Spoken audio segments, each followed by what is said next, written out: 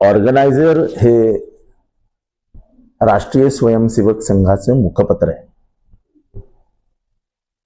लोकसभेत आणि राज्यसभेमध्ये जेव्हा वक्फ म्हणजे मुस्लिम समाजाच्या दान केलेल्या जमिनीविषयी ताब्यात घेण्याविषयी सरकारने याच्यावर चर्चा चालूत असतानाच या मासिकामध्ये छापून आलं ते ख्रिश्चन धर्मियांकडे वक्फपेक्षा अधिकच्या जमिनी आहेत. याचा दुसरा अर्थ असा की आता मुसलमानांच्या जमिनी झाल्या, आता ख्रिश्चनांच्या जमिनी ताब्यात घ्या. वक्फ याचा अर्थ दान. त्या दान केलेल्या जमिनी होत्या आणि त्या कोणी असो त्याला विक्रीला परवानगी नव्हती. पण सरकारने आपला हेतू स्पष्ट केला की वक्फच्या जमिनी आम्ही बाजारात आणून विकणार आहोत. म्हणजे आपले जे पुंजीपती आहेत, आपले जे इथले मोठे मोठे धनवान शेठ आहे, धन्ना सेठ, त्या धन्ना शेठच्या हातात ही जमिनी देण्याचा सरकारचा इरादा आहे. हे आता काही सरकारकडनं लपून राहिलेलं नाही. आता ख्रिश्चनांच्या जमिनी, त्यांचं म्हणणं आहे की मुसलमान समाजाच्या वक्फपेक्षा ख्रिश्चन धर्मियांकडे अधिकच्या जमिनी आहेत, तर त्या ताब्यात घ्यायच्या. दुसरीकडे काल सर्वोच्च न्यायालयातील एक न्यायाधीश अभय ओक यांनी कोलंबिया लॉ युनिव्हर्सिटीच्या विद्यार्थ्यांना संबोधित करताना असं म्हटलं की भारतामधली असहिष्णुता वाढली आहे आणि धर्मद्वेषाचे भाषण, हेट स्पीच ही एका विशिष्ट धर्माविरुद्ध, विशिष्ट मायनॉरिटी अल्पसंख्याक विरुद्ध, सर्वात महत्वाचं म्हणजे सर्वोच्च न्यायालयाचे न्यायाधीश म्हणतात की इथला जो ऑपरेस्ड क्लास आहे, ऑपरेस्ड क्लास म्हणजे इथला जो शोषित समाज आहे, आणि इथला शोषित समाज कोण? इथला मागासवर्गीय, इथला दलित, इथला आदिवासी, यांच्या विरोधातला द्वेष वाढत चालला आहे. मी नाही म्हणत आहे, सर्वोच्च न्यायालयाचे न्यायाधीश अभय ओक म्हणताय. Most hate speeches are come across are against minorities, oppressed class, scheduled caste, Judge Abhay Oak.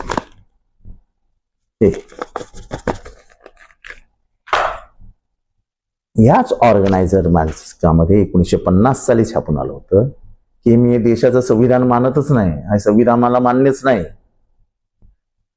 त्या देशाचा तिरंगा आम्हाला मान्य नाही, कारण का तिरंगा अशुभ आहे आणि मनुस्मृती हे आमचं संविधान आहे, असं मी म्हणत नाही.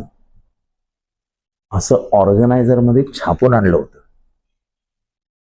आता ऑर्गनायझरनी हे ख्रिश्चन धर्मियांच्या जमिनीविषयी छापून आणल्यानंतर जेव्हा बोंबाबोंब सुरू झाली तेव्हा त्या मासिकातनं तो पार्टच काढून घेतलाय. पण ऑलरेडी त्याची आली ना, जाहीर वाच्यता झालेली आहे. म्हणजे या देशात तुम्हाला काय करायचंय काय? माझं म्हणणं स्पष्ट आहे की पाकिस्तानचा जन्म झाला तो धर्मनिरपेक्ष पाकिस्तान म्हणून, आणि हळूहळू धर्माच्या रस्त्याने गेलेल्या पाकिस्तानचं वाटोळं झालं. भारत देखील पाकिस्तानच्या मार्गावर जायला लागला आहे. हे मी नाही म्हणत, जे भाष्य अभय ओक साहेबांनी केलंय त्याच्यातनं उंगली निर्देश तिथेच होतोय. हे वेळीच थांबवलं नाही, आपण अडचणीत येऊ. ख्रिश्चन, मुस्लिम, आता सगळ्याच समाजांना जर आपण अंगावर घेणार असू तर काही खरं नाही. इरादा स्पष्ट आहे. आणि हे सगळं आलो कुठनं? तर ह्यांचे जे विचारवंत आहेत, ज्यांच्या मार्गदर्शनाखाली RSS वाढली, गुळवळकर गुरुजी यांची 2 पुस्तकं आहेत, एक द बंच ऑफ थॉट्स आणि नेशन आयडेंटिफाईड.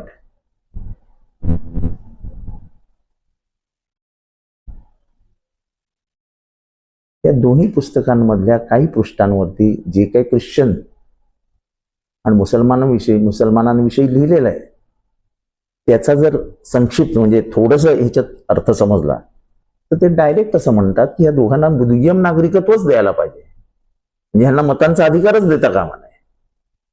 आपण काही वेगळ्या मार्गाने जात नाही आहोत. एक वेळ अशी येईल जेव्हा मागणी उभी करतील की मुसलमानांचं आणि ख्रिश्चनांचं मतदानाचा अधिकार पण काढून घ्या. वो दिन दूर नाही.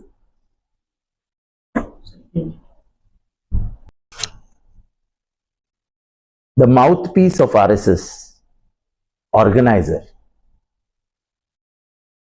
in an article last week has directly targeted the Christian minor lands which are in the hands of the churches throughout India. They say they have more land than the Waqf has, the Muslim community has. What is the intention? The intention is very clear that now it will be turn of Christians after the Muslims. Why are you so aggressive against the lands of the minorities? I openly say that the Indian educational system has been rightly supported by the missionaries, the Christian churches. I am a student from a school which was a convent school in Thana, and most of the popular schools which are considered to be prominent schools belong to Christian minorities. The way they have spread their tentacles in India, they have helped Indian educational system. The missionary hospital, they have helped the health services. What wrong they have done to this country? Why are you targeting them? Why are you scaring them?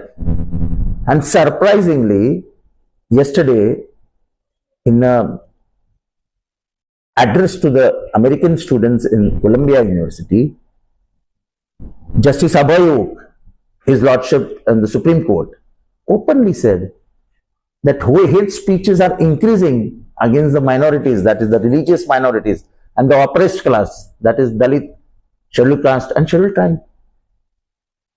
And he also hinted that the popular political leaders, for their political benefit, are using their speeches for their electoral benefits. This is not my version.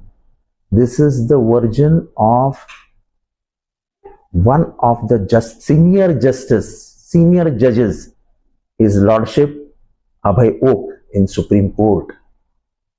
Are we not going to think over it? Now, Muslims have been packed. Now it is turn of Christians. Surprisingly, I don't know what the country is going to get out of it. Don't forget that the whole of Ishanya, that is northeastern India, is full of Christians. 4 states, that is Uttar Pradesh, Madhya Pradesh, Gujarat, doesn't mean India. India is also Assam, India is also Arunachal Pradesh, India is also Meghalaya, India is also Kerala. We shouldn't forget that India is a diversified country. Indian population has various caste communities into it, various caste religions into it. 4 states do not mean India. India is something which is to be understood. It's quite surprising that before the Muslim controversy ends, we are moving towards the Christians. It is surprising.